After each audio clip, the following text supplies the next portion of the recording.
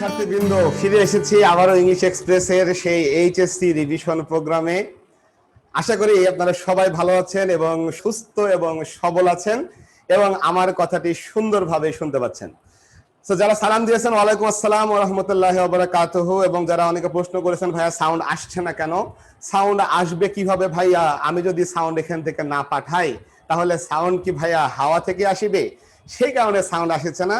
কি আমরা যখন আজকে পড়বো, গত ক্লাসে যে বিষয়গুলো পড়েছি সেগুলোর সাথে আজকের যে বিষয়গুলো, সেটার কি কি ডিফারেন্স আছে বা কিভাবে আমি দুটার ভিতরে পার্থক্য করব সেটা এমনিতেই বলবো ভাইয়া। সো আমরা আজকে পড়াশোনায় ঢুকে পড়তে চাই। আপনাদের গত ক্লাসের যদি কোনো বিষয়ে কনফিউশন থাকে তাহলে যে কাজটি আপনারা করতে পারেন, ভিডিও দেখার পরে একবার ক্লিয়ার হতে পারেন যে বিষয়টি ক্লিয়ার হলো কিনা।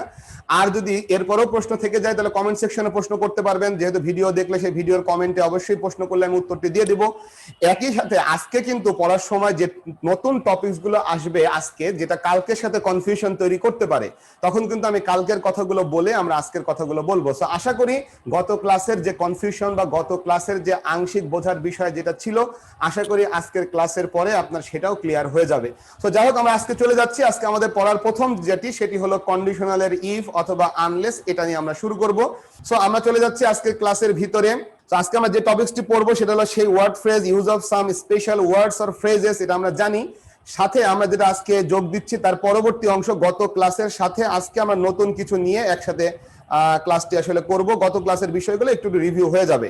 একটু বলে রাখি, আজকের ক্লাসের শুরুতে যেহেতু অনেকে আগের ব্যাচেও সমস্যাটি হয়েছে, যদি কেউ এই গ্রুপে ক্লাস করছেন, এখন ক্লাস করছেন নিউ ফার্স্ট ইয়ার অথবা নিউ সেকেন্ড ইয়ার, যদি এরকম কেউ থেকে থাকেন, তারা কিন্তু অনেক কিছু আসলে কম কম বুঝবেন, বিকজ আপনি অনেক কিছু শোনেননি এখন পর্যন্ত। সো সেই কারণে আপনারা যারা এরকম কম কম বোঝা পাবলিক আছেন আর কি, তারা আসলে একটু বেশি বেশি বোঝার চেষ্টা এখন না করাটাই ভালো, বরং যতটুকু বুঝবেন আলহামদুলিল্লাহ নিয়ে ফেলবেন। বিকজ আমরা কিন্তু রিভিশনে আছি ভাই। রিভিশন মানে কিন্তু একেবারে সব পড়া হবে বিষয়টা এমন না, বরং ইম্পর্টেন্ট জিনিসগুলো আমরা যেগুলো পরীক্ষায় আসে সেগুলো হয়তো আলোচনা করব, নট ইন ডিটেলস।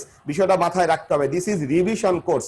সো আমাকে এটা মাথায় রেখে কিন্তু ক্লাসগুলো সবাই যেন আমরা করি আর কি। সো আমরা আজকে পড়াশোনায় চলে যাচ্ছি, আজকে ক্লাসে ঢুকে পড়ছি। আমাদের আজকের ক্লাসের প্রথম অংশটি হলো কন্ডিশনালের ইফ অথবা আনলেস অথবা প্রোভাইডেড অথবা প্রোভাইডেড দ্যাট অথবা প্রোভাইডিং দ্যাট। আমি আবারও বলছি, আজকের ক্লাসের টপিকসটি হলো কন্ডিশনালের এই বিষয়টা।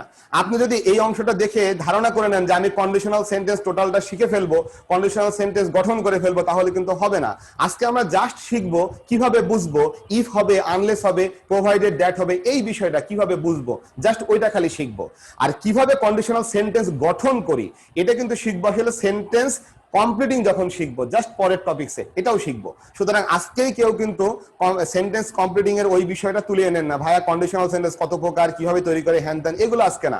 আজকে আমরা জাস্ট জানবো শূন্যস্থান দেওয়া আছে, আমি এখানে ইফ হবে অথবা আনলেস হবে অথবা প্রোভাইডেড হবে অথবা প্রোভাইডিং দ্যাট হবে, কিভাবে সেটা বুঝবো। আমি আবারও বলছি, আজকে কিন্তু সেন্টেন্স কিভাবে তৈরি করি, কিভাবে সেন্টেন্স কমপ্লিট করি ওটার সাথে মিলাই ফেললে চলবে না। আগের ক্লাসে কিন্তু আমি বলেছিলাম যে সেন্টেন্স কমপ্লিটিং এর অনেক কিছুর সাথে এটা মিলে যাবে। সেই কারণে আপনি যদি মনে করেন যে ভাই এটা আমাকে এখন দেখাই দেন, তাহলে তো হবে না, বিকজ ওটা আমি পড়াবো পরবর্তীতে। এবং আমরা যেহেতু অল্প সময়ে টোটাল কোর্সটি রিভিশন করাই দিচ্ছি, মনে রাখবেন এখানে কোনো বিষয় একটার উপর আরেকটা উঠে যাবে না, মানে একই জিনিস দ্বিতীয়বার আর রিপিট হবে না। অর্থাৎ আমি আগে যেটা পড়িয়ে ফেলেছি তখন বলবো ভাইয়া এটা কিন্তু অমুক ক্লাসে পড়িয়েছিলাম, এখন আপনি সেখান থেকে দেখে নেন। আশা করি আমার কথাগুলো বুঝতে পারছেন, বিষয়গুলো কিভাবে হবে আর কি। ওকে, আমরা চলে আসি। তাহলে আমরা এখন যেটা পড়তে যাচ্ছি সেটা হচ্ছে ইফ অথবা আনলেস। আমরা এইভাবে খাতায় হেডলাইন দিব, আর সাথে ইফ এর নিচে এইভাবে তীর দিয়ে লিখবো প্রোভাইডেড অথবা লিখবো প্রোভাইডেড দ্যাট। তারপরে লিখবো এভাবে নিচে প্রোভাইডিং অথবা দিয়ে লিখবো প্রোভাইডিং দ্যাট। সো আমরা এই সবগুলো বিষয় নিয়ে আলাপ করছি এবং এই সবগুলো বিষয় কিন্তু সেন্টেন্স কমপ্লিটিং এ আবারও শিখবো। সেখানে শিখবো কিভাবে সেন্টেন্স তৈরি করে, আজকে শিখবো কিভাবে বুঝবো যে এখানে ইফ হবে, এখানে আনলেস হবে, এখানে প্রোভাইডেড বা প্রোভাইডেড দ্যাট হবে, কিভাবে বুঝবো।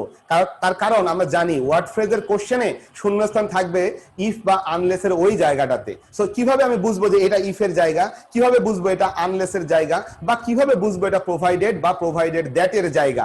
আশা করি বুঝতে পারছেন। সুতরাং আমরা এর পরের দিকে ঢুকে পড়ছি।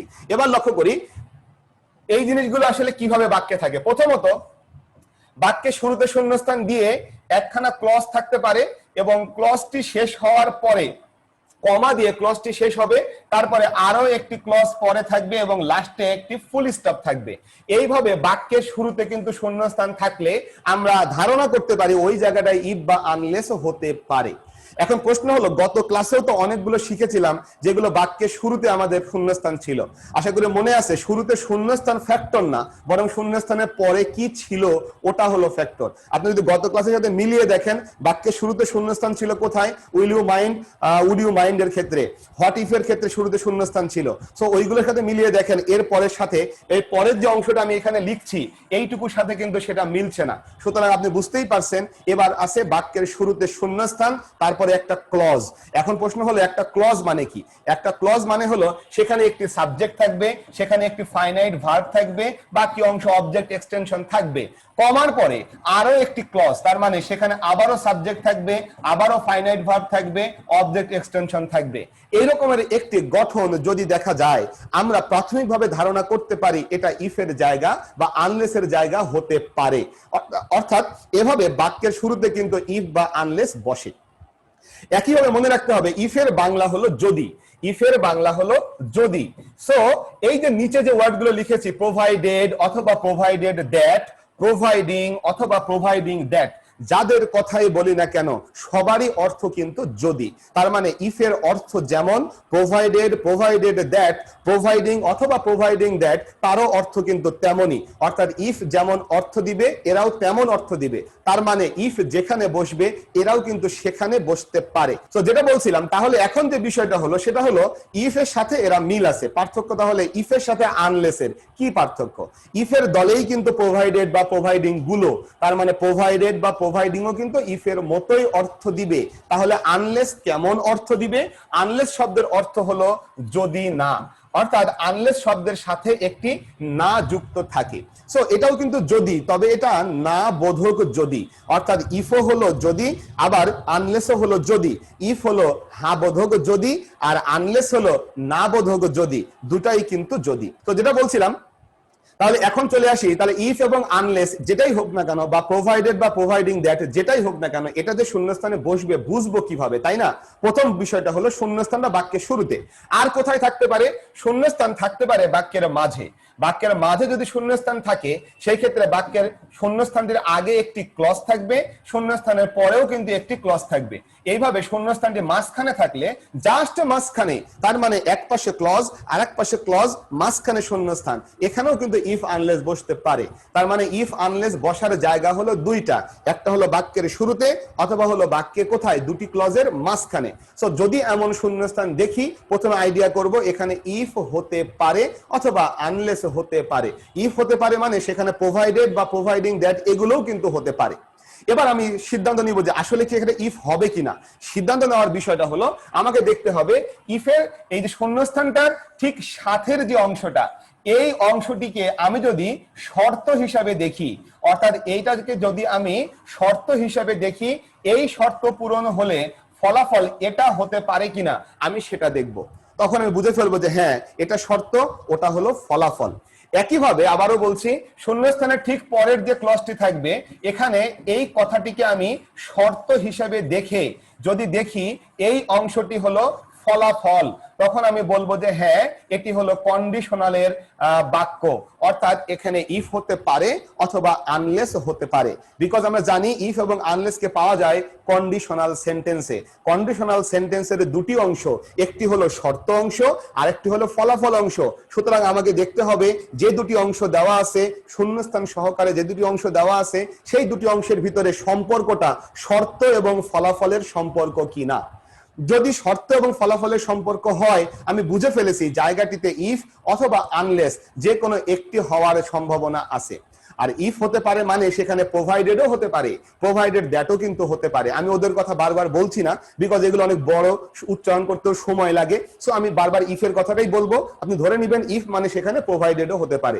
ক্লুতে কিন্তু হয় ইফ থাকবে, না হয় প্রোভাইডেড বা প্রোভাইডেড দ্যাট এগুলো থাকবে। কখনোই দুটি একসাথে থাকবে না, বিকজ দুটি একেবারে সেম জিনিস। এবার চলে আসি, তাহলে আমরা বুঝে ফেললাম শর্ত এবং ফলাফল। এর সাথে আমরা আরেকটা জিনিস জেনে রাখি, সেটা হচ্ছে আমরা সবাই কিন্তু জানি যে ইফ প্লাস প্রেজেন্ট তারপরে কি হয় ফিউচার, তারপরে ইফ প্লাস কি হয় পাস্ট ইনডেফিনিট, তারপরে কি হয় উড কুড মাইট ভার্বের বেস ফর্ম, তারপরে হয় ইফ প্লাস পাস্ট পারফেক্ট, তারপরে would have could have might have V three form. So এটা কিন্তু আমরা সবাই জানি, যেটা আমরা সেন্টেন্স কমপ্লিটিং এ আরো সুন্দর করে জানবো। সো এটা দিয়ে কিন্তু ফাইনাল আমি করে ফেলবো যে হ্যাঁ এটা কিন্তু ইফেরই জায়গা, এটা আনলেসেরই জায়গা। আশা করি সবাই এইটুকু বুঝে ফেলার কথা। প্রথমে দেখলাম শূন্যস্থানের পজিশন, আইডিয়া করলাম যে শুরুতে শূন্যস্থান ক্লজ আছে, মাঝখানে কমা আছে, অথবা মাঝখানে শূন্যস্থান দুই পাশে ক্লজ আছে, এটা ইফের জায়গা হতে পারে। দ্বিতীয়তে দেখলাম শর্ত ফলাফল রিলেশনটি ঠিক আছে কিনা। তৃতীয়তে দেখলাম ওই যে স্ট্রাকচার পড়বো first conditional, second conditional, third conditional, ওই স্ট্রাকচার মিলায়ে দেখবো যে ঠিক আছে কিনা। তিনটি বিষয় মিলায়ে আমরা ঘোষণা করবো ইয়েস এটা ইফ বা আনলেসের জায়গা।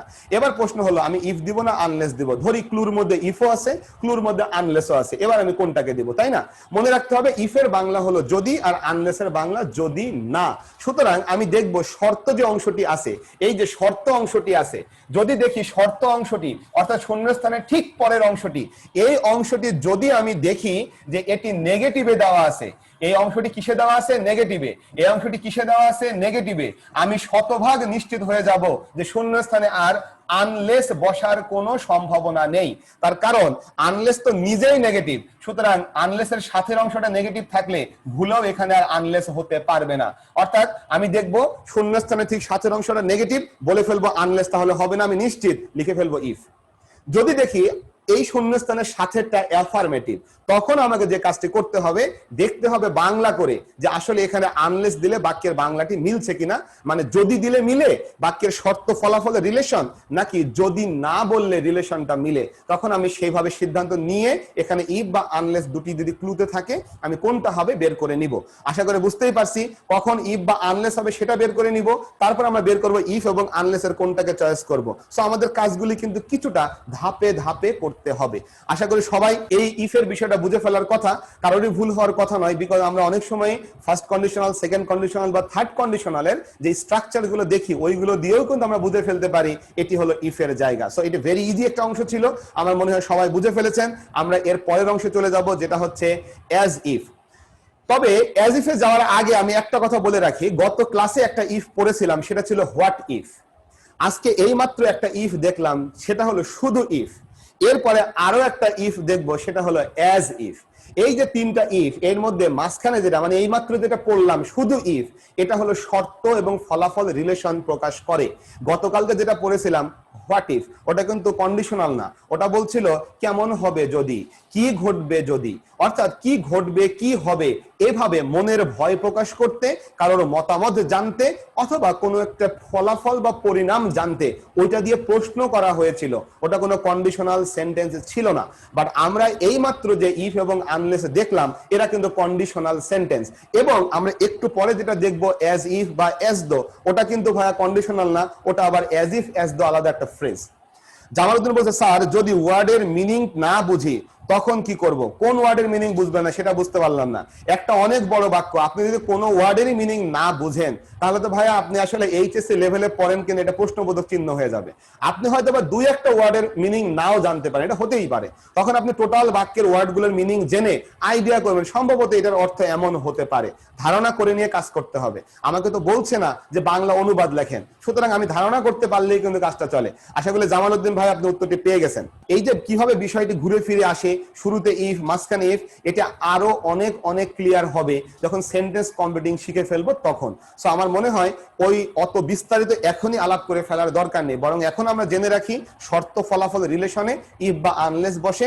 আনলেস দিব তখন যখন দেখে নিব শূন্যস্থানের সাথেটা নেগেটিভ নাই, তখন বাংলা করে মিলিয়ে নিব যদি না বললে বাংলাটি মিলে কি না। আশা করি আমার মনে হয় এর বাইরে আমাদের আর জানার প্রয়োজন হবে না, বিকজ উত্তর এটা দিয়েই করা যাবে। সো ওয়ার্ড ফ্রেজ পড়ছি আমরা, সেন্টেন্স কমপ্লিটিং না, মাথায় রাখতে হবে। সো আমরা চলে আসি এর পরের অংশটি। এর পরের অংশটি হলো অ্যাজ ইফ অথবা অ্যাজ দো। যদিও দেখতে ইফ আছে বলে মনে হচ্ছে, দেখে মনে হচ্ছে ইফ আছে, কিন্তু আসলে কিন্তু এই ইফ কিন্তু আসলে আমাদের অ্যাজ ইফ এবং শুধু ইফ দুটা কিন্তু এক জিনিস না। আমরা যে শুধু ইফের কথা বলেছি সেটা কন্ডিশনাল, বাট এখন আমরা যে ইফ দেখবো এটা হলো অ্যাজ ইফ, এটা কিন্তু কন্ডিশনাল না। তো আমরা দেখবো যেটা সেটা হচ্ছে অ্যাজ ইফ। এই অ্যাজ ইফ এর মতই আরেকটা আছে, সেটা হলো অ্যাজ দো। সো এই দুটির অর্থ একই রকমের। যদি বাংলা বলি, এটার বাংলা হয় হচ্ছে যেন। গত ক্লাসে কেউ একজন ভুল করে হোয়াট ইফ কে যেন বলে ফেলেছিল। হোয়াট ইফ এর বাংলা যেন না, হোয়াট ইফ এর বাংলা হলো কি ঘটবে যদি, কি হবে যদি, এরকম বাংলা হয়। আর অ্যাজ ইফ এর বাংলা হলো যেন। আমি এর বাংলার সাথে কিছু অংশ যোগ করে রেখেছি, যেন মনে হয়। অর্থাৎ কেন যোগ করে রেখেছি, তার কারণ এর পরের অংশে যেটা বলা থাকে এটি আসলে বাস্তব না, অবাস্তব কোনো কিছু, যেটা আমার কাছে মনে হচ্ছে, অবাস্তব কিছু একটা আমার কাছে মনে হচ্ছে, বাট আমিও জানি কথাটি সত্য নয়। যেমন আমরা যদি সহজ একটি এক্সাম্পলের কথা বলি, he talks as if he were mad. এই যে বাক্যটি আমি বললাম, এই যে হি ওয়ার ম্যাড, আমি যখন বলছি, আমি তখন বুঝছি বা ধরে নিচ্ছি সে আসলে পাগল না, কিন্তু কেমন করে কথা বলে যেন মনে হচ্ছে সে একজন পাগল, সে একটা পাগল। এই যে কথাগুলো বললাম, মনে হয় অবাস্তব, আমি বুঝতে পারছি এটা বাস্তব না, তখন আমি যে কথাটি বলি সেটা আসলে অ্যাজ ইফ বা অ্যাজ দোর পরে থাকে। এবং অ্যাজ ইফ অ্যাজ দোর আগে যেটা থাকে এইটি হলো তার কর্মকাণ্ড, এবং এটি দেখে, এটি শুনে আমার কাছে মনে হচ্ছে এটি, তবে আসলে যে এটি না, এটা আমি বুঝতে পারছি। তখন আমরা সেখানে অ্যাজ ইফ বসাই অথবা সেখানে অ্যাজ দো বসাই। তবে ওয়ার্ড ফ্রেজের কোশ্চেনে অ্যাজ ইফ বা অ্যাজ দো বসানোর জন্য এত কষ্ট করতে হবে না, because as if as though একটি ইউনিক স্ট্রাকচার অনুসরণ করে। সেটা কেমন? ইউনিক স্ট্রাকচারটা হলো এই রকমের।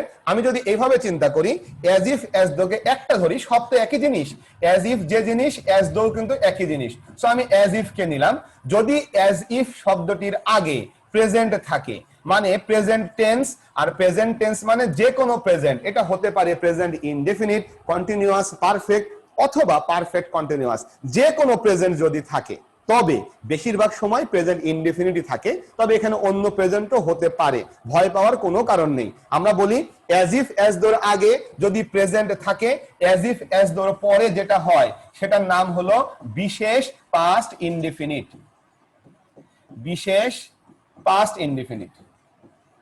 আর অ্যাজ ইফ অথবা অ্যাজ দোর আগে যদি থাকে পাস্ট ইনডেফিনিট, তাহলে অ্যাজ ইফ অ্যাজ দোর পরে হবে হচ্ছে পাস্ট পারফেক্ট।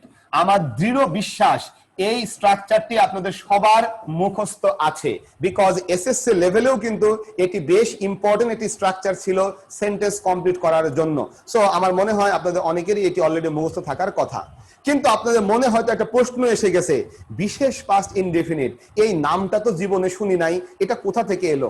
ভাইয়া, এটা সোহেল ভাইয়ার পেট থেকে বের হয়েছে, এটা অন্য কোথাও পাওয়া যাবে না, এটা কোনো বইয়ের মধ্যে পাওয়া যাবে না, বিকজ নামটি দিয়েছে কে? নামটি দিয়েছে আপনাদের বড় ভাই সোহেল ভাই। সুতরাং এই নামটি অন্য কোথাও দেখা যাবে না। প্রশ্ন হলো, কেন নামটি আমি দিলাম, কেন আমি বিশেষ পাস্ট ইনডেফিনিট বললাম?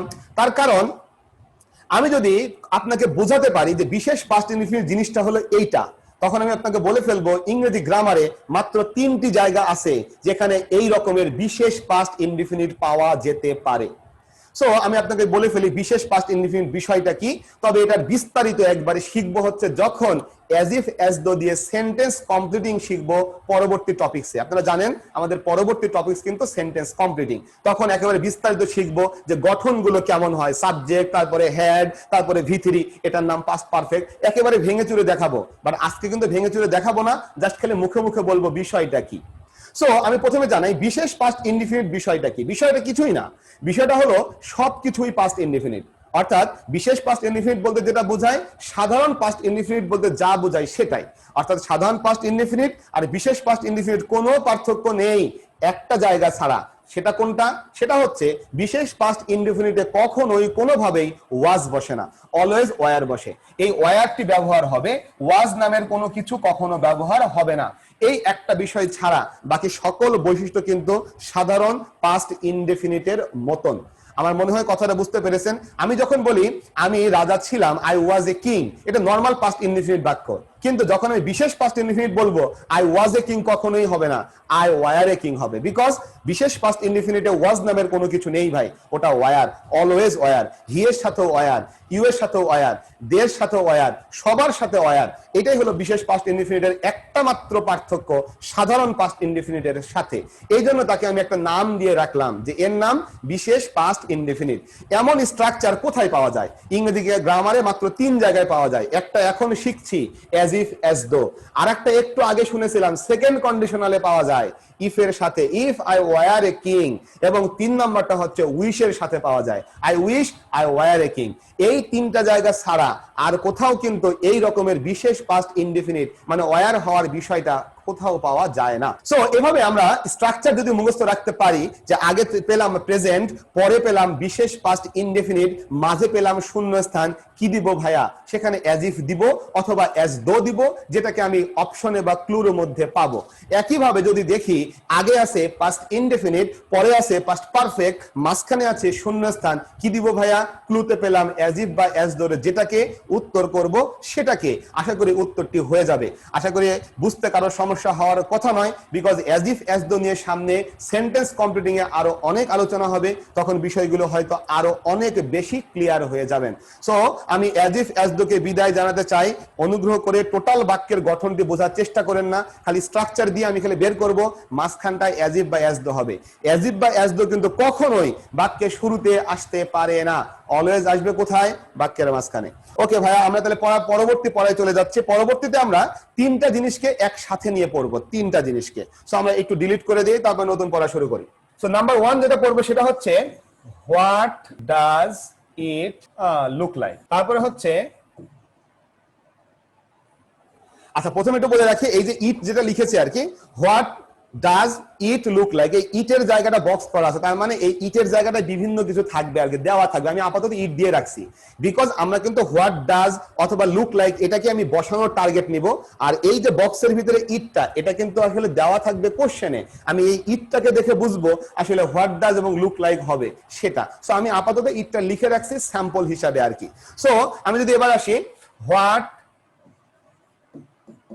ইজ ইট লাইক, তারপরে হোয়াট ইজ শূন্যস্থান লাইক। তো এই 3টা জিনিসকে আমরা একসাথে প্যারালালি পড়তে চাই। নাম্বার 1 যেটা, what does it look like, ইটের জায়গায় বিভিন্ন কিছু থাকতে পারে। হোয়াট ডাজ, আমি যদি বলি what does a ghost look like, তাহলে এখানে ঘোস্ট থাকতে পারে।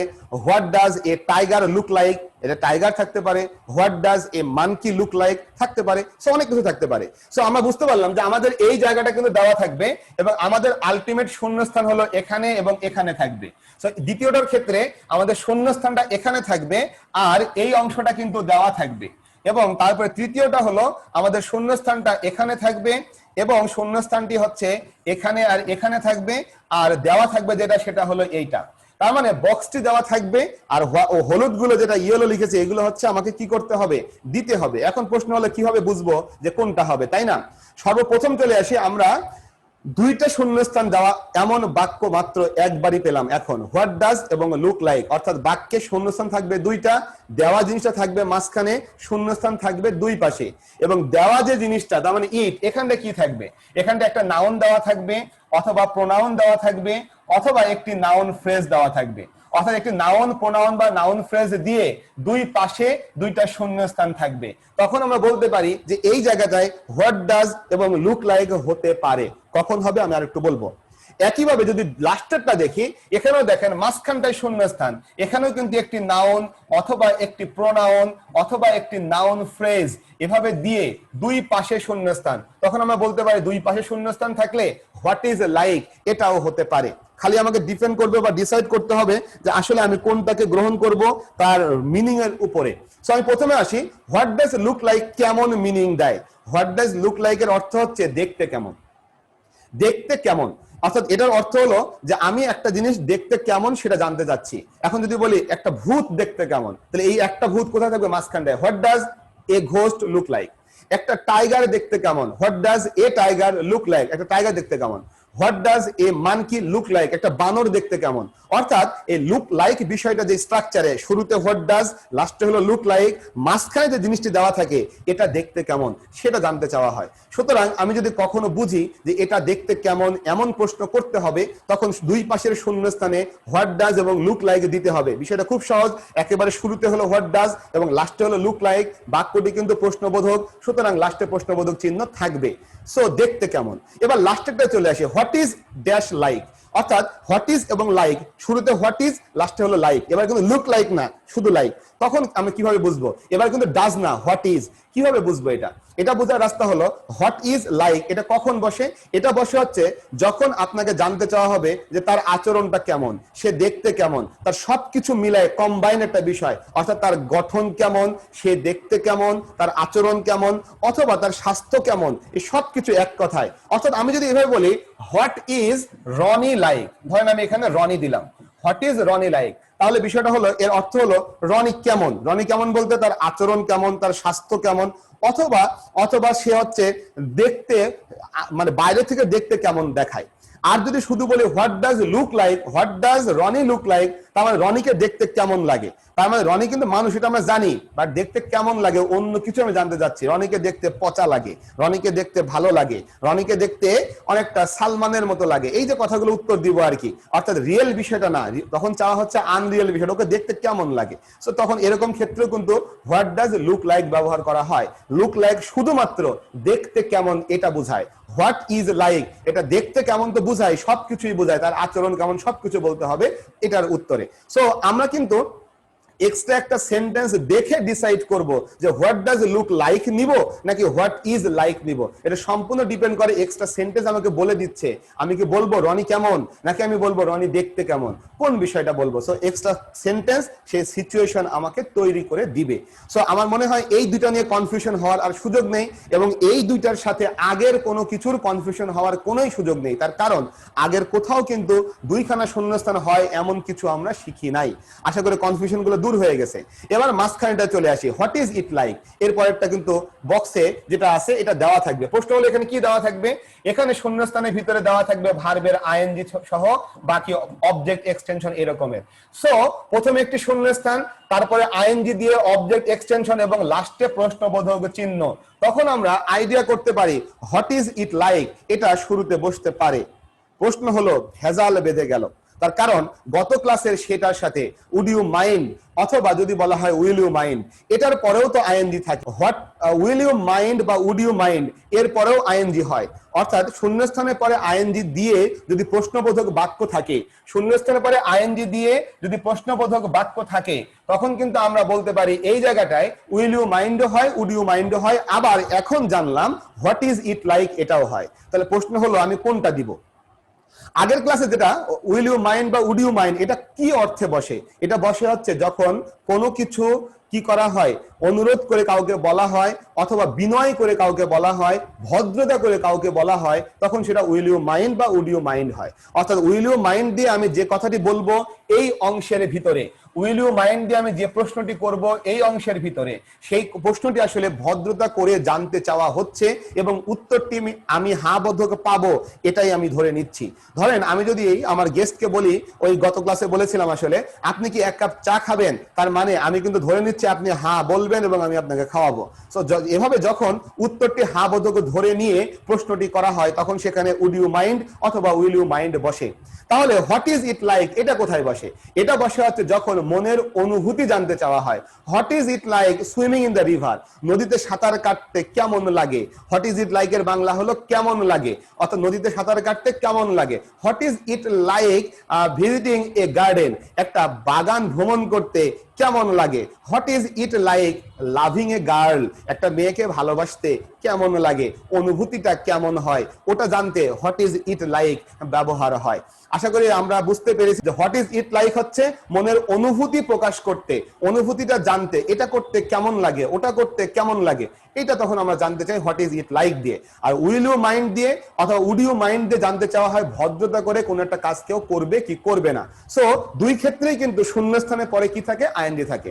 তার মানে আমি যদি বাক্যের শুরুতেই শূন্যস্থান পাই, শূন্যস্থানের পরে একটা আইএনজি পাই এবং লাস্টে একটা প্রশ্নবোধক চিহ্ন পাই, আমি ধারণা করব এই জায়গায় হওয়ার সম্ভাবনা আছে দুইটা জিনিসের, will you mind, would you mind, অথবা কি হতে পারে হোয়াট ইজ ইট লাইক। তখন আমি বাছাই করব কিভাবে? আমি বাক্যটা পড়ে দেখব এখানে কি মনের অনুভূতি কেমন হয় এটা জানতে চাওয়া হচ্ছে, নাকি ভদ্রতা করে কোনো প্রশ্ন জিজ্ঞাসা করা হচ্ছে। সো আমরা এরপরে চলে যাচ্ছি as soon as। সো আমরা হেডলাইন দিয়ে ফেলবো as soon as। So as soon as জিনিসটি বাক্যের শুরুতে অথবা বাক্যের মাঝখানে দুই জায়গাতেই থাকতে পারে। as soon as, তাহলে as soon as কোথায় থাকতে পারে? বাক্যের শুরুতে থাকতে পারে, অথবা কোথায় থাকতে পারে? মাঝখানে থাকতে পারে। সর্বপ্রথম আমি জেনে নিই as soon as শব্দটির বাংলা কি। as soon as শব্দটির বাংলা হলো যেই মাত্র। as soon as এর বাংলা হলো যেই মাত্র। আমরা কিন্তু as soon as কে আরো অনেক জায়গায় পাবো, একটু বলে রাখি, সেন্টেন্স কমপ্লিটিং এ পাবো, as soon as কে ট্রান্সফরমেশনে পাবো। as soon as দিয়ে সেন্টেন্স কমপ্লিটিং আসতে পারে, আবার ট্রান্সফরমেশনে as soon as দিয়ে দুই রকমের বাক্য আসতে পারে। একটা হতে পারে যে as soon as ওয়ালা বাক্য দিয়ে হয়তো আপনাকে বলছে এটাকে নেগেটিভ করেন, তখন আমরা no sooner হেডে নিয়ে যাব। অথবা as soon as এর বাক্য দিয়ে আপনাকে বলছে কম্পারেটিভ করেন, তখন আমরা কিন্তু no sooner হেডে নিয়ে যাব। এই যে কনভার্সন বা ট্রান্সফরমেশন আমরা শিখবো as soon as বা no sooner হেডের। আবার আমাদের যদি সেন্টেন্স কমপ্লিটিং আসে, সেখানেও কিন্তু as soon as দিয়ে শূন্যস্থান দিয়ে ফেলতে পারে। সো এই দুই জায়গায় কিন্তু as soon as এর বিষয়গুলো আসবে। আজকে আমরা জাস্ট খালি জানবো কখন as soon as টা বসাবো। সেন্টেন্স কমপ্লিটিং এ জানবো যে as soon as এর আগের এবং পরের ক্লজটা কিভাবে তৈরি করব। ট্রান্সফরমেশনে জানবো কিভাবে as soon as কে no sooner হেডে নিব, অথবা no sooner হেড কে কিভাবে as soon as এ কনভার্ট করব, এটা তখন শিখবো। অর্থাৎ তিনটা জায়গায় তিনটা জিনিস শিখছি। কিন্তু এখন শিখছি কিভাবে বুঝবো শূন্যস্থানটায় as soon as হবে। সো আমরা এখন চলে আসি as soon as বাক্যের শুরুতে থাকলে এর পরে একটি ক্লজ থাকবে, তারপরে কমা দিয়ে তারপরে কিন্তু আরো একটি ক্লজ থাকবে। লক্ষ্য করে এইবার আমরা একটু আগে দেখে এসেছি কন্ডিশনাল সেন্টেন্সে কিন্তু একই ঘটনা থাকে। শূন্যস্থান কোথায়? শুরুতে। তারপরে কি? ক্লজ। তারপরে কি? কমা। তারপরে কি? ক্লজ। তাহলে এখন কিন্তু আমাকে কনফিউশন, তার মানে আমি এখন পেলাম যে বাক্যের শুরুতে শূন্যস্থান, তারপরে ক্লজ, কমা দিয়ে আবার একটা ক্লজ। তার মানে এখানে যেমন ইফ বা আনলেস এগুলো হতে পারে, আবার এখন বুঝলাম সেখানে as soon as ও হতে পারে। কিন্তু পার্থক্য করার বিষয় কিন্তু রেডি অবস্থায় আছে। সেটা কি? as soon as এবং ইফ এর মধ্যে পার্থক্যটা কোথায়? পার্থক্য হলো ইফ এর ক্ষেত্রে কিন্তু এখানে প্রেজেন্ট থাকলে এখানে হয় ফিউচার, অথবা এখানে হচ্ছে পাস্ট, বিশেষ পাস্ট থাকলে এখানে হয় উড, কুড, মাইট ভার্বের বেস ফর্ম, এখানে পাস্ট পারফেক্ট থাকলে ওখানে হয় would have, could have, might have, V3 form. এটা কোন ক্ষেত্রে হয়? এটা ইফ এর ক্ষেত্রে হয়। কিন্তু as soon as এর ক্ষেত্রে আমরা সবসময় বলি এই যে দুইটা অংশ হচ্ছে সেম টেন্সে থাকবে। অর্থাৎ এটা যদি হয় প্রেজেন্ট ইনডেফিনিট, এটাও হবে প্রেজেন্ট ইনডেফিনিট। এটা যদি হয় প্রেজেন্ট কন্টিনিউয়াস, এটাও হবে প্রেজেন্ট কন্টিনিউয়াস। এটা যদি হয় পাস্ট কন্টিনিউয়াস, এটাও হবে পাস্ট কন্টিনিউয়াস। অর্থাৎ দুটি ক্লজই একেবারে সেম টেন্সে থাকবে। তবে দুটি ক্লজ সেন্টেন্সে কিন্তু ইফ এর ক্ষেত্রেও হতে পারে। যেমন ইফ প্লাস প্রেজেন্ট হয়, যাকে আমরা জিরো কন্ডিশনাল বলি। সুতরাং এমন একটা ক্ষেত্রই খালি ব্যতিক্রম যেখানে আপনাকে বাংলা করে বের করতে হবে আসলে আমি কি ইফ দিব নাকি as soon as দিব। সো তখন বাংলা করে দেখবো ইফ এর বাংলা যদি, আর as soon এর বাংলা যেই মাত্র। বাংলা করে যদি আমি দেখি যেই মাত্র দিলে বাংলাটি ঠিক মতন হচ্ছে, বাক্যের অর্থটি পরিপূর্ণ হচ্ছে, তখন আমি ঘোষণা করব এটি as soon as এর জায়গা। আর যদি দেখি যে না, এখানে যেই মাত্র দিলে অর্থ হচ্ছে না, তখন যদি দিয়ে দেখবো যে দুইটাই প্রেজেন্ট, তাহলে যদি দিয়ে দেখি হয় কিনা, হ্যাঁ হয়ে যাচ্ছে, তখন আমরা ঘোষণা করব এটা কিন্তু ইফ এর জায়গা। সো আমরা চলে আসি as soon as যদি বাক্যের মাঝে থাকে, কথা কিন্তু একটাই, তখন as soon as এর আগের অংশ এবং as soon as এর পরের অংশ, এই যে দুটো অংশ, এই দুটো অংশে সেম টেন্স থাকবে। সুতরাং আমি যদি কখনো এমনটা পাই যে মাঝখানে শূন্যস্থান, দুই পাশে হচ্ছে সেম টেন্স, তখন আমরা দেখবো এখানে as soon as হতে পারে কিনা। আশা করি বিষয়টা খুবই ক্লিয়ার। আর যদি কখনো কন্ডিশনালের মতন স্ট্রাকচারে দেখি, প্রেজেন্ট প্লাস ফিউচার বা ওইরকম দেখি, তখন তো বুঝেই ফেলবে এটা ইফ বা আনলেস এর জায়গা। আমি যদি এভাবে বলি যেই মাত্র শিক্ষক ক্লাসে ঢুকলো, তখনই ছাত্রছাত্রীরা কি করলো? দাঁড়িয়ে উঠলো। as soon as the teacher entered the class, অর্থাৎ যখনই শিক্ষক ক্লাসে প্রবেশ করলো, the students stood up। So দেখেন দুটি ক্লজ, একটি হলো টিচার এন্টার্ড দ্য ক্লাস, আরেকটি হলো দ্য স্টুডেন্টস স্টুড আপ। দুটাই কিন্তু পাস্ট ইনডেফিনিট টেন্স। এবার মাঝখানে কি হবে? as soon as কিনা জিজ্ঞাসা করলে আমি তো বলবো বাংলা করে দেখি এবার, কারণ as soon as হওয়ার একটি সম্ভাবনা তৈরি হয়ে গেছে। আশা করি as soon as নিয়ে আর কারো সমস্যা হওয়ার কথা না। as soon as এর বাংলা হলো যেই মাত্র, অথবা কোনো একটা কাজ করা মাত্রই আর একটা কাজ হলো, একটি কাজ করার সাথে সাথে আরেকটি কাজ হলো, তখন সেখানে as soon as ব্যবহার হয়। আশা করি সবাই as soon as টি বুঝে ফেলেছেন। যদি বুঝে ফেলেন, আমাদের পরবর্তী হলো as long as। সো আমরা এর পরে চলে আসছি, আমাদের পরবর্তীটা as soon as এর পরেরটা হলো as long as। as long as, as long as হচ্ছে যতক্ষণ পর্যন্ত। তাহলে as long as কেমন অর্থ দেয়? যতক্ষণ পর্যন্ত। এটা হলো as long as এর বাংলা মিনিং। এবার অ্যাজ লং অ্যাজ কি বাক্যের শুরুতে বসে নাকি? হ্যাঁ, বসতে পারে, তবে আমরা দেখবো যে অ্যাজ লং অ্যাজটা বাক্যের ভিতরেই বেশি বসে। অ্যাজ লং অ্যাজ বাক্যের ভিতরেই বেশি বসে। শুরুতে বসতে পারে কিনা? হ্যাঁ পারে, তবে শুরুর ব্যবহারটি আমরা খুব বেশি আকারে দেখবো না। শুরুর ব্যবহার খুবই কম কম, বেশিরভাগ ক্ষেত্রে বাক্যের কোথায় বসে? মাঝখানে বসে। এবং মনে রাখতে হবে অ্যাজ লং অ্যাজ এর আগে যে অংশটি থাকবে এটি হলো একটি ক্লজ, অ্যাজ লং অ্যাজ এর পরে যেটি থাকবে এটিও একটি ক্লজ। তবে পার্থক্য হলো এখানে যে কথাটি বলা থাকবে, এখানে যে ক্রিয়াটি বলা থাকবে, যে ভার্বটি এখানে দেওয়া থাকবে, এই ক্রিয়াটি ঘটবে যতক্ষণ পর্যন্ত এই ক্লজের মধ্যে যে ভার্বটি আছে ওই ক্রিয়াটি ঘটবে। আমি আবারও বলছি, অ্যাজ লং অ্যাজ কখন হবে?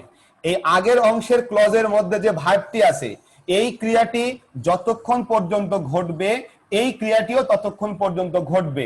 উল্টোভাবে বললে এই ক্রিয়াটি যতক্ষণ পর্যন্ত ঘটবে এই ক্রিয়াটিও ততক্ষণ পর্যন্ত ঘটবে। আমি যদি এক্সাম্পল দেই, I will help you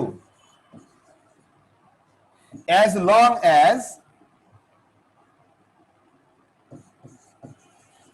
long as you want। এবার যদি আমি বলি এখানে কি ঘটনা ঘটলো, এই যে আই উইল হেল্প ইউ, আমি তোমাকে সাহায্য করব, as long as যতক্ষণ পর্যন্ত ইউ ওয়ান্ট তুমি চাও, অর্থাৎ তোমরা যতক্ষণ পর্যন্ত চাও আই উইল হেল্প ইউ। অর্থাৎ এই যে হেল্প করা কাজটি আগের অংশের, as long as এর আগের অংশে হেল্প করা কাজটি চলবে, ওয়ান্ট করা কাজটি যতক্ষণ ধরে চলবে। অর্থাৎ ইউ যতক্ষণ ধরে ওয়ান্ট করবে, আই উইল হেল্প, আমি হেল্প করা কাজটি ততক্ষণ ধরে এই করতে থাকবো। এই হলো আমাদের কিসের কথা? অ্যাজ লং অ্যাজ এর কথা। সো আমি যেটা বলছিলাম, তাহলে অ্যাজ লং অ্যাজ এর বিষয়টা সবাই ক্লিয়ার হয়েছেন কিনা? বাংলা হলো যতক্ষণ পর্যন্ত, অর্থাৎ অ্যাজ লং অ্যাজ এর আগের অংশতে যেটা বলা থাকবে এই ক্রিয়াটি ঘটবে, অ্যাজ লং অ্যাজ এর পরের যে ভার্বটি থাকবে সেটি যতক্ষণ ঘটবে ওই সময় পর্যন্ত। অর্থাৎ পরের অংশে বলা হলো ইউ ওয়ান্ট, তাহলে আপনি যতক্ষণ পর্যন্ত চাইবেন, আই উইল হেল্প ইউ, আমি আপনাকে সাহায্য করব। আমি আপনাকে সাহায্য করা কাজটি কতক্ষণ চলবে? পরের অংশে ওয়ান্ট করা কাজটি যতক্ষণ থাকবে। এইভাবে অ্যাজ লং অ্যাজ কে আমরা ব্যবহার করি। পরবর্তীটা হলো no sooner had, scarcely had, hardly had. So আমরা খাতা নিয়ে হেডলাইন দিয়ে ফেলি, ওটা মাঝখানে আমি লিখতে থাকি। সো এখন আমরা যদি এখানে বলি, প্রথমত নো সুনার হেড এর সাথে মনে রাখতে হবে একখানা দেন কিন্তু থাকে, স্কার্সলি হেড এর সাথে হোয়েন কিন্তু থাকে, একইভাবে হার্ডলি হেড এর সাথে হোয়েন কিন্তু থাকে। তার মানে আমরা যদি এভাবে দেখি যে দেনের পরে, হোয়েনের পরে, এগুলোর পরে একটি ক্লজ আছে এবং ক্লজটা সাবজেক্টের পরে ভার্বের টু ফর্ম, সাবজেক্টের পরে ভার্বের টু ফর্ম, সাবজেক্টের পরে ভার্বের টু ফর্ম। তার মানে আমি যদি কখনো দেখি দেন তারপরে সাবজেক্ট ভার্বের টু ফর্ম, হোয়েন তারপরে সাবজেক্ট ভার্বের টু ফর্ম, তারপরে হোয়েন তারপরে সাবজেক্ট ভার্বের টু ফর্ম, যদি এরকমটা দেখি তখন আমি আইডিয়া করে নিতে পারি যে এখানে নো সুনার হ্যাড অথবা স্কার্সলি হ্যাড যেটা হতে পারে, হোয়েন থাকলে স্কার্সলি বা হার্ডলি, আর যদি দেন থেকে তাহলে নো সুনার, এটা হতে পারে। আমি আইডিয়া করে নিব যখন দেনের পরে সাবজেক্ট প্লাস ভার্বের টু ফর্ম, হোয়েনের পরে সাবজেক্ট প্লাস ভার্বের টু ফর্ম তখন। এবার প্রশ্ন আমি ফাইনাল করব কিভাবে যে আমার উত্তরটি এখানে অবশ্যই নো সুনার হ্যাড হবে বা স্কার্সলি হ্যাড হবে? প্রথমত দেন থাকলে নো সুনার হ্যাড, হোয়েন থাকলে স্কার্সলি বা হার্ডলি হ্যাড, এটা ঠিক আছে। বাট এই যে অঞ্চলটা এটাও কিন্তু আমাদের দেওয়া থাকবে। এই অঞ্চলটায় কি থাকবে? এই অঞ্চলটায় একটি সাবজেক্ট থাকবে এবং তারপরে ভার্বের একটা V3 ফর্ম থাকবে, তারপরে অবজেক্ট এক্সটেনশন থাকবে। একইভাবে এখানেও তাই, সাবজেক্ট থাকবে, তারপরে V3 ফর্ম থাকবে, তারপরে অবজেক্ট এক্সটেনশন থাকবে। এখানেও তাই, সাবজেক্ট থাকবে, V3 ফর্ম থাকবে, তারপরে অবজেক্ট এক্সটেনশন থাকবে। সুতরাং আমি যদি দেখি কোনো একটি শূন্যস্থান, তারপরে সাবজেক্ট, তারপরে V3 ফর্ম, তারপরে আবার দেন দিয়ে, তারপরে সাবজেক্ট, তারপরে ভার্বের টু ফর্ম, তখন আমি কিন্তু বুঝে ফেলেছি ভাইয়া যে এটি হলো নো সুনার হেডের জায়গা। আবার যদি আমি হোয়েন পাই তখনও কিন্তু বুঝে ফেলেছি ভাইয়া এটা হলো স্কার্সলি হেডের জায়গা। আশা করি বুঝতে পেরেছি। তো যেটা বলতেছিলাম, তাহলে স্কার্সলি, হার্ডলি এবং নো সুনার, আশা করি এটা খুব সহজে বুঝে ফেলার বিষয়। বিকজ দেন থাকে বা হোয়েন থাকে, দেন বা হোয়েনের পরে সাবজেক্ট এবং ভার্বের টু ফর্ম থাকে। একইভাবে দেন বা হোয়েনের আগে সাবজেক্টের পরে ভার্বের থ্রি ফর্ম থাকে। এখানে কিন্তু অন্য কোনো কিছু থাকে না, সাবজেক্ট তারপরে V3 ফর্ম, তারপরে অবজেক্ট এক্সটেনশন কিছু থাকতে পারে। যখন এমনটা পেয়ে যাই তখন বুঝে ফেলি বাক্যের শুরুতে নো সুনার হ্যাড হবে, অথবা স্কার্সলি হ্যাড হবে, অথবা হার্ডলি হ্যাড হবে। একটু দ্রুত আমাকে জানিয়ে ফেলো সবাই যে এই বিষয়টি সবার কাছে ক্লিয়ার হয়েছে কি না। নো সুনার, স্কার্সলি এবং হার্ডলির বিষয়টা আমরা কিন্তু এটার বিস্তারিত শিখবো যে কিভাবে বাক্যটা গঠন করি, এই যে নো সুনারের পরে কোন কথা বলি, দেনের পরে কোন কথা বলি, এগুলো নিয়ে আমরা সেন্টেন্স কমপ্লিটিং আলাপ করব।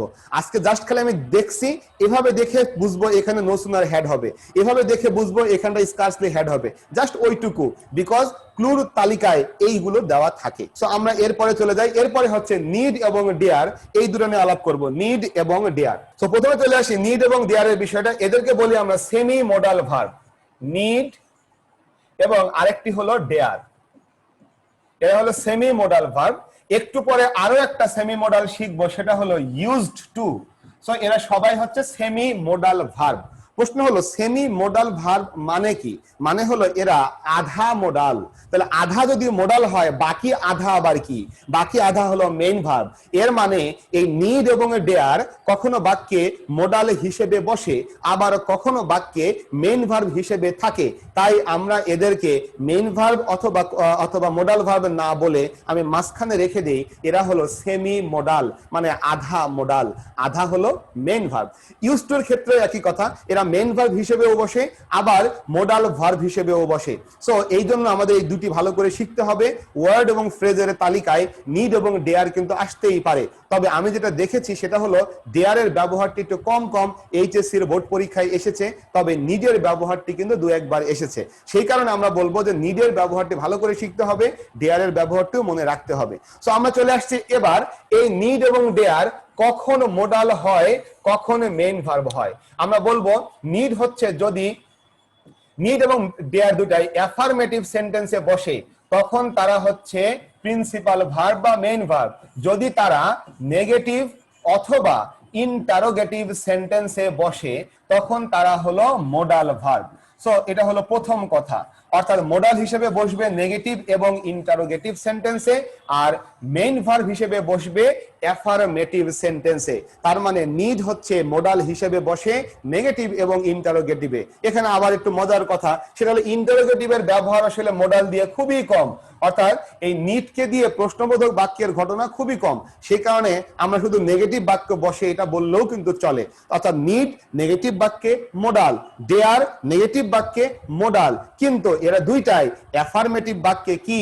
অ্যাফার্মেটিভ বাক্যে এরা মেইন ভার্ব। প্রশ্ন হলো মেইন ভার্ব হলেই বা কি হয়, অথবা মডাল হলেই বা কি হয়, বিষয়টা এখানটায়। সো আমি যদি সেটাই যাই, লক্ষ্য করি বিষয়টা, যখন আমি হি দেই, লক্ষ্য করি হি এর পরে নিড ভার্বটি দিলাম, এখানেও হি এর পরে মডাল হিসেবে নিড ভার্বটি দিলাম, কিন্তু দেখেন যখন নিডটি মেইন ভার্ব হয়, তখন হি এর কারণে নিড লেখা যায় না, প্রেজেন্ট টেন্সে কি লিখতে হয়?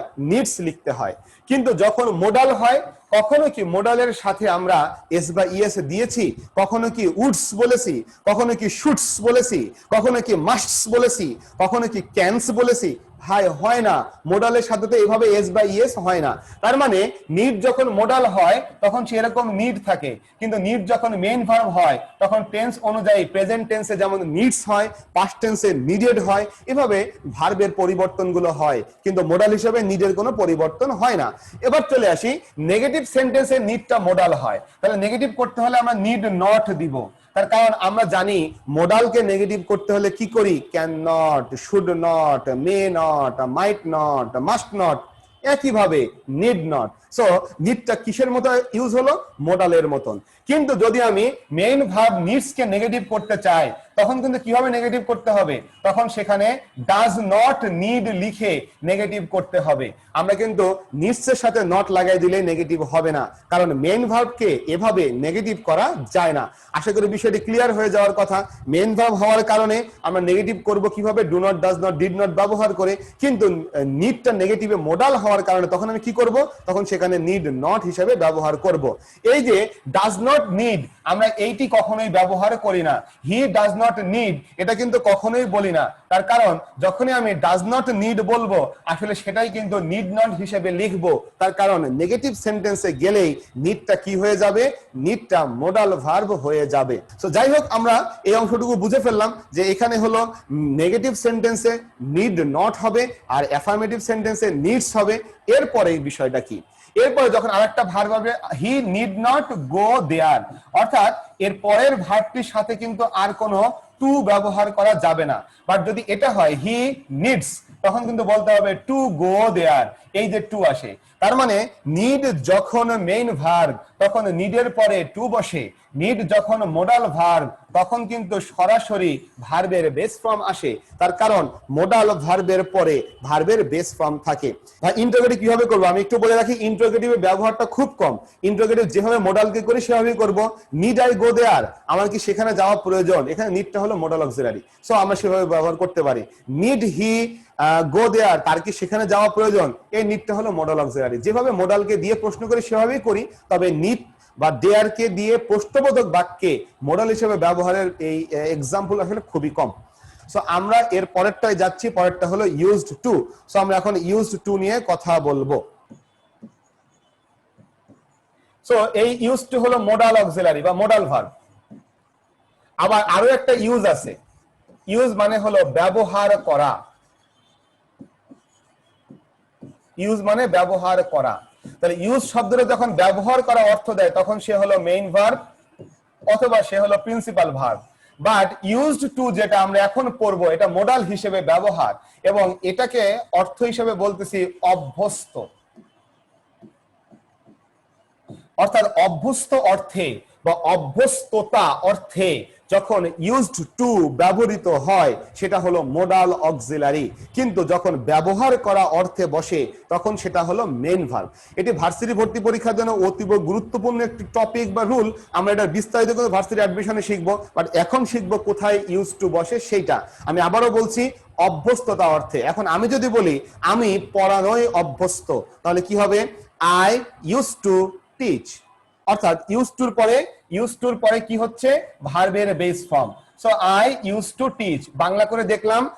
আচ্ছা, আই ইউজ টু টিচ এই বাক্যটিকে ব্যবহার করা অর্থ দিয়ে কি বাংলা করা যাবে ভাই? যাবে না। তাহলে আমি বলে ফেললাম আই ইউজ টু টিচ, এটা হলো আমি পড়ানোয় অভ্যস্ত। এখন যদি এরকম থাকে একটি বি ভার্ব থাকে অথবা গেট শব্দটি থাকে এই ইউজড টু শব্দের আগে, অর্থাৎ ইউজ টু শব্দের আগে কি বি ভার্ব। অর্থাৎ আমি যদি বলি আই এম ইউজড টু অথবা যদি বলি আই গেট ইউজড টু, তখন কি হবে? তখন মনে রাখতে হবে এবার কিন্তু ভার্বের আইএনজি ফর্ম হবে। অর্থাৎ বি ভার্ব অথবা গেট তারপরে ইউজড টু দিলে আইএনজি হবে। বি কেয়ারফুল, আমরা কোন ইউজ টু বলছি? যে ইউজ টু অভ্যস্ততা অর্থ দেয়, অভ্যস্ত এমন অর্থ দেয় সেইটা। সো আমি প্রথমে চলে আসি আই ইউজ টু টিচ, এটার অর্থ হলো আমি পড়ানোয় অভ্যস্ত। যদি বলি I was use to teaching, এর অর্থ হলো আমি পড়ানোয় অভ্যস্ত হচ্ছিলাম। যদি বলা হয় I get use to teaching, এর অর্থ হলো আমি পড়ানোয় অভ্যস্ত হয়ে পড়ি। আর যদি বলি I got use to teaching, অর্থ হলো আমি পড়ানোয় অভ্যস্ত হয়ে পড়েছিলাম। সো এই যে অর্থগুলো পার্থক্য হচ্ছে, আই ইউজ টু টিচ আমি পড়ানোয় অভ্যস্ত, তার মানে আমি আগে থেকেই পড়ায় এখন পর্যন্ত অভ্যস্ত হয়ে আছি, অর্থাৎ এটা অতীতকাল থেকে অভ্যাস চলে এসছে এমনটা বোঝায়। আর যদি বলি I am use to teaching, মানে আমি এখন পড়ানোয় অভ্যস্ত হচ্ছি। যদি বলি I was use to teaching, অর্থ হলো আমি পড়ানোয় অভ্যস্ত হচ্ছিলাম, অতীতকালে চলছিল অভ্যস্ত হওয়া কাজটি। যদি বলা হয় I get use to teaching, তার মানে আমি পড়ানোয় অভ্যস্ত হয়ে পড়ি। আর যদি বলা হয় I got use to teaching past tense, তখন হবে হচ্ছে আমি পড়ানোয় অভ্যস্ত হয়ে পড়েছিলাম বা পড়লাম। তো এই হচ্ছে বাংলাগুলো। টেন্সগতভাবে বলেই ফেলেছি বিষয়গুলো কি। ইউজ টু শব্দ যখন ব্যবহৃত হয় অভ্যস্ততা অর্থ দেয়, সাধারণভাবে এটা অতীতকাল থেকেই অভ্যস্ত এমনটা অর্থ দেয় বা এমনটা বুঝিয়ে ফেলে। এবং তখন ইউজ টুর পরে ভার্বের বেস ফর্ম হয়, বি ভার্ব বা গেটের পরে ইউজ টু দিলে ভার্বের আইএনজি ফর্ম হয়। এটা দেখে আমরা বুঝতে পারি এখানটায় ইউজ টু দিতে হবে। সো আমরা চলে আসি তারপরেরটা, এর পরেরটা হলো হাউ টু। হাউ টু কখন হয়? হাউ টু কখন হয় মনে রাখতে হবে। আমি যদি ওয়ার্ডগুলো বলি, ধরেন লার্ন, টিচ, নো, শো, তারপরে হলো এক্সপ্লেইন, এই যে শব্দগুলো এই শব্দগুলো দিয়ে যদি এর পরে বলা থাকে কোনো কিছু এবং আমি যদি বাংলা করে বুঝি কিভাবে দিয়ে বাংলা হচ্ছে, যেমন আমি যদি বলি আমি জানি কিভাবে সাঁতার কাটতে হয়, I know how to swim. আমি শিখাই হাউ টু রাইট ইংলিশ, আমি শিখাই কিভাবে ইংলিশ লিখতে হয়। আমি শিখি we learn how to right English, কিভাবে ইংরেজি লিখতে হয় আমরা শিখি, কিভাবে লিখতে হয় আমরা শিখি। আমি দেখাই I show how to learn English, আমি শিখাই কিভাবে ইংরেজি শিখতে হয়।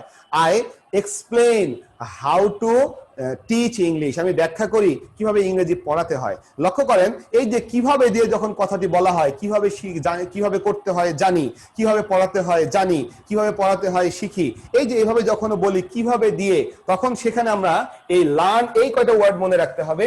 এদের পরে হাউ আসে, হাউ এর পরে টু আসে, টু এর পরে ভার্বের বেস ফর্ম আসে। এই ক্রিয়াটি কিভাবে করতে হয় সেটা আমরা শিখি, I learn how to. I teach, কিভাবে শিখাতে হয় এই ক্রিয়াটি সেটা। I know how to swim, কিভাবে সাঁতার কাটতে হয়, সো সাঁতার কাটা। আই লার্ন, আমি শিখি কিভাবে সাঁতার কাটতে হয়। আই টিচ, আমি শিখাই কিভাবে সাঁতার কাটতে হয়। আই নো, আমি জানি কিভাবে সাঁতার কাটতে হয়। আই শো, আমি দেখাই কিভাবে সাঁতার কাটতে হয়। আই এক্সপ্লেইন, আমি ব্যাখ্যা করি কিভাবে সাঁতার কাটতে হয়। আশা করি বুঝতে পারছেন এই ওয়ার্ডগুলোর পরে হাউ টু তারপরে ভার্বের বেস ফর্ম বসে। সুতরাং যদি পরীক্ষায় কখন আমরা দেখি এই ওয়ার্ডগুলোর পরে শূন্যস্থান এবং শূন্যস্থানের পরে ভার্বের বেস ফর্ম, ঘোষণা করে ফেলবো এটি হাউ টু এর জায়গা। আশা করি হাউ টু বুঝতে কোনো সমস্যা থাকার কথা না, ভেরি ইজি। আশা করি সবাই বুঝে ফেলেছি। একটু চ্যাট অংশে লিখে ফেলি কষ্ট করে, দ্রুত বলে ফেলেন হাউ টুর বিষয়টা বুঝতে পেরেছেন কিনা। আমরা এই ভার্বগুলি পাবো learn, teach, know, show, explain এবং তারপরে শূন্যস্থান এবং তারপরে একটা ভার্বের বেস ফর্ম, তারপরে অবজেক্ট এক্সটেনশন থাকতে পারে, বাট শূন্যস্থানের পরে ভার্বের বেস ফর্ম। আমি তখন ঘোষণা করে ফেললাম যে এই জায়গাটি অবশ্যই হাউ টু এর জায়গা। সো ভেরি ইজি, খুব সহজে এটা বোঝা যায়, আমরা বুঝে ফেলেছি। সো এরপরে আমরা চলে যাচ্ছি, পরবর্তীটি হলো লেস্ট, যেটা আমাদের আজকের সর্বশেষ টপিকস লেস্ট। লেস্ট শব্দটি বাংলা হলো না হলে, নতুবা অথবা নশ্চেত। সো লেস্টে অনেকগুলি বাংলা হতে পারে, না হলে, নতুবা, নশ্চেত এরকমের। সো মনে রাখতে হবে লেস্ট শব্দটি কিন্তু বাক্যের শুরুতে কখনোই বসবে না। লেস্টের জায়গা হলো কোথায়? বাক্যের মাঝখানে। তো লেস্ট শব্দের জায়গা হলো বাক্যের মাঝখানে। সো আমরা যে কাজটি করব, লেস্টের আগে যে কথাগুলি বলা থাকে এই কথাগুলি, এই ঘটনাটি যদি না ঘটে তাহলে কি ঘটতে পারে সেই কথাগুলি এখানে লিখতে হবে। আমি আবারও বলছি, লেস্টের আগের যে কথাগুলি বলা থাকে এই কথাগুলি যদি না ঘটে তাহলে কি ঘটবে বা কি ঘটতে পারে সেই কথাটা কোথায় থাকে? পরে থাকে, এখানটাই থাকে। এমন ক্ষেত্রে আমরা বলি এই জায়গাটায় শূন্যস্থান যদি দেওয়া হয়, আমি শূন্যস্থানে কি বসাবো? আমি শূন্যস্থানে হচ্ছে লেস্ট বসাবো। যেমন আমি যদি বলি ওয়াক ফাস্ট, শূন্যস্থান দিয়ে এরপরে একটা অংশ লেখা আছে, যে অংশটি লেখা আছে হয়তো বা শুড দিয়ে অথবা লেখা আছে মাইট দিয়ে। ধরেন এখানে লেখা আছে ওয়াক ফাস্ট শূন্যস্থান you might miss the train অথবা you should miss the train, এভাবে পরের অংশটা দেওয়া আছে। এবং আমি দুটো অংশ মিলিয়ে দেখলাম, দেখেন ওয়াক ফাস্ট দ্রুত হাঁটেন, এই দ্রুত হাঁটা কাজটি না করলে কি হতে পারে? সম্ভাবনা কি আছে?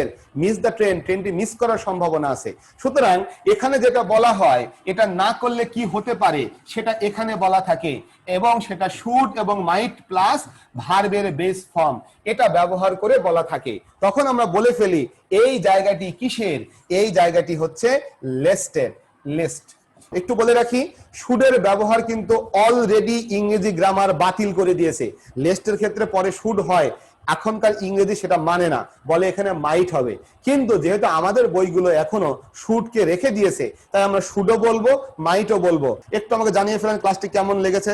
যদি ভালো লাগে, আমি বারবার বলছি ক্লাসগুলো সম্পর্কে অবশ্যই এইচএসসি ইংলিশ প্রিপারেশন যে গ্রুপটি আছে সেখানে পোস্ট দিবেন ক্লাসটি ভালো লেগেছে বা ভালো লাগে নাই, অথবা হ্যান্ড নোট যেটা করেছেন বা সেই নোটগুলির ছবি তুলে একটা স্ক্রিনশট তুলে দিয়ে দিবেন সেখানে। সো এগুলো দিলে অন্যরা আকৃষ্ট হবে যে হ্যাঁ ক্লাসগুলো ভালো হচ্ছে, ক্লাসগুলো করবে। এবং আপনাদের ছোট ভাই বোন যারা নিউ ফার্স্ট ইয়ার বা নিউ সেকেন্ড ইয়ারে পড়ছে বা নতুন ফার্স্ট ইয়ারে ভর্তি হচ্ছে, বাংলাদেশে আনাচে কানাচে যে কোনো প্রান্ত থেকে আমার কিন্তু অনলাইন ব্যাচগুলি ভাই অব্যাহতভাবে চলতে থাকবে। সুতরাং আপনারা তাদেরকে, ছোট ভাই বোনদেরকে অনুপ্রাণিত করবেন যে ভাই অনলাইনে ক্লাসগুলো অন্যরকম হয় ভাইয়ের, একটু ক্লাস করো। ওইগুলো ভাইয়া পেইড ব্যাচ। অবশ্যই মনে রাখবেন সোহেল ভাই আপনাদের পাশে আছে, আপনাদের পাশে ছিল, পাশে থাকবে। আর সেই কারণে আপনারাও অবশ্যই চেষ্টা করবেন সোহেল ভাইয়ের পাশে থাকতে। বুঝতেই পারছেন কিভাবে চেষ্টা করা লাগবে। ছোট ভাই বোনদেরকে পেইড কোর্সগুলোতে জয়েন করাই দিবেন, তাহলেই হবে। আগামীতে আবার দেখা হচ্ছে, কারণ সামনে আমাদের রুটিন অনুযায়ী সেন্টেন্স কম্পিউটিং ক্লাস শুরু হবে। এগুলো আরো সুন্দর ক্লাস এবং সেগুলো করলে আরো ভালো লাগবে। সেন্টেন্স কম্পিউটিং এর ভিতরে যে এমন কিছু ছিল, আমার দৃঢ় বিশ্বাস আপনারা কেউ ওইটা হয়তো শুনেননি। সো আমি আবারও বলি, সোহেল ভাইকে প্রতিটা টপিকসে নতুন নতুন করে আপনারা আবিষ্কার করবেন। যদি পড়াশোনা শেষ হয়ে যায়, টোটাল এইচএস এর টপিক শেষ, প্রবলেম নাই, ভার্সিটি অ্যাডমিশনের ক্লাসে অন্যভাবে আবিষ্কার করবেন, বিসিএস প্রিপারেশনে আরেকভাবে আবিষ্কার করবেন। সো সোহেল ভাই কিন্তু অলওয়েজ রূপ চেঞ্জ করে, বহুরূপী সোহেল ভাই। আমি সবার কাছ থেকে আবারও বিদায় নিচ্ছি। আগামী ক্লাসটি কিন্তু আমাদের সেন্টেন্স কম্পিউটিং এর উপর থেকে হবে। অবশ্যই সবাই এই ক্লাসটিতে উপস্থিত থাকবেন, বিকজ সেন্টেন্স কম্পিউটিং এর টপিকসটি কিন্তু পরবর্তীতে right form of verbs, connector, তারপরে হচ্ছে ট্রান্সফরমেশন, সকল ক্ষেত্রে আমাদের কাজে লাগবে। সেই জন্য অবশ্যই সবাই যুক্ত থাকবেন। এবং সেক্ষেত্রে আমি আপনাকে জানিয়ে রাখি, সেটা হচ্ছে সোহেল ভাই কিন্তু, মনে রাখেন, সোহেল ভাই আপনাদের পাশে আছে, আপনাদের পাশে ছিল, আগামীতে আপনাদের পাশে থাকতে চায়। অবশ্যই সোহেল ভাইয়ের পাশে থাকবেন, সোহেল ভাইকে সহায়তা করবেন। আল্লাহ হাফেজ।